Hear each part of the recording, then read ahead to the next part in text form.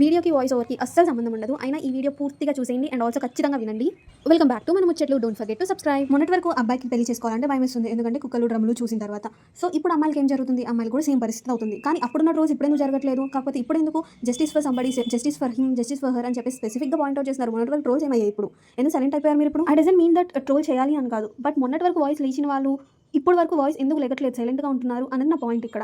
So ఇక్కడ మారాల్సింది ఎవరు అంటే ఏం చెప్తారు మీరు? ఎవరు మారాలో ఖచ్చితంగా కమెంట్ చేసి చెప్పండి. అండ్ నా దృష్టిలో సమాజం మారాలని చెప్తాను. ప్రతి సిచ్యువేషన్ని ఈక్వల్గా చూడడం నేర్చుకోండి and don't judge before knowing అని చెప్తాను నేను. ఆ సిచ్యువేషన్ ఏం జరిగిందో తెలియకుండా జడ్జ్ చేయొద్దు. అండ్ ఇంకోటి ఏంటంటే, ఇన్ని గొడవలు ఉన్నా కానీ పక్కన వాడిని నాశనం చేయాలనే ఉద్దేశం ఎవరికీ ఉండకూడదు. If you don't like somebody, just leave it, అంతే. Leave him or her, because at the end of the day karma ఉండిద్ది కాబట్టి మీరేం కంగారు పడక్కర్లేదు. కాకపోతే ఎందుకు ఇంత మనుషులు ఇంత ఘోరంగా అయిపోతున్నారు రోజు రోజుకి, నాకు అర్థం కావట్లేదు. ఒక ఇష్యూ అయినప్పుడు ఎవరు మిస్టేక్ అయినా, అది అబ్బాయి మిస్టేక్ అయినా అమ్మాయి మిస్టేక్ అయినా, ఇద్దరికి ట్రీట్మెంట్ ఒకేలాగా ఉండాలని కోరుకుంటున్నా. దీంట్లో అమ్మాయికి వద్దు, అమ్మాయి తక్కువ అని నేను చెప్పట్లేదు, అబ్బాయికి తక్కువ ఇవ్వండి అని నేను చెప్పట్లేదు. ఈక్వల్గా ఉండాలి. ఎందుకంటే తప్పు చేసిన వాళ్ళకి వాళ్ళు ఎందుకు తప్పు చేశారో కూడా రియలైజ్ అయ్యేటట్టే ఉండాలి ఏదైనా కానీ.